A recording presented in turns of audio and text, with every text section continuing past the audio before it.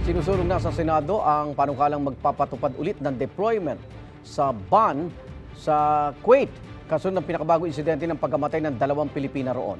Suportado ito ng Department of Foreign Affairs na nagsabing dapat dagdagan pa ang mga pulisiyang magpoprotekta sa mga OFW.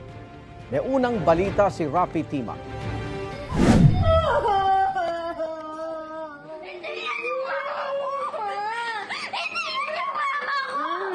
Dalawang araw matapos malamang maling katawan ng OFW sa Kuwait na si Jenny Alvarado ang naiuwi sa bansa. Dumating ang totoo niyang labi at agad isinailalim sa autopsy. Sa Rodriguez Rizal, nakaburol na ang biktima. Ayon sa kanyang pamilya, ang sabi sa kanila ng amo ni Jenny, namatay siya matapos masuffocate sa pagsusunog ng uling. Bagay na hindi nila pinaniniwalaan.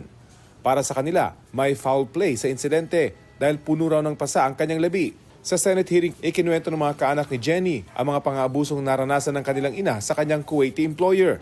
Nagsabi na po yung mother ko na kinukulong po siya sa mismong bahay pag umaalis po yung amo niya. Yung mga pagkain niya po, like pinapagalitan na po siya pag sobrang dami na pong pagkain. Imbestigahan natin DMW and OWA and the DFA yung anggulong foul play. Ayan na kinukulong, hinihipuan, hindi pinapakain na maayos. Titingnan po natin yung criminal aspect of the case that we will file. Taong 2018, nagpatupad ng total deployment ban sa mga OFW pa Kuwait matapos matagpuan ang bangkay ni Joanny Dimafilis sa loob ng freezer ng kanyang amo sa Kuwait. Pero nilift ito matapos magkaroon ng kasunduan sa Kuwait na dapat ay may dagdag na proteksyon sa mga OFW.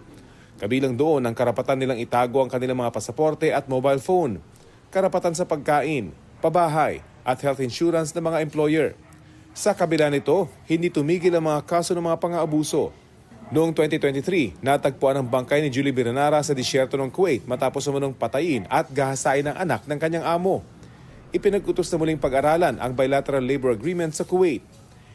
Itinigil ang deployment sa Kuwait ng mga first-time overseas worker at ipinatutupad pa rin daw hanggang sa ngayon.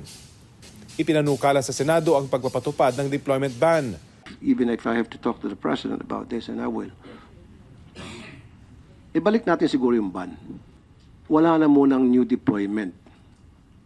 Stop. Yung mga nandun ngayon, may kontrata, sabihin, gusto nila mag-renew ng kontrata, okay ako. Kaya lang, wala nang bago. Kung ano yung natitira doon, yun na yun. Tapos, renew ng contract sila, okay.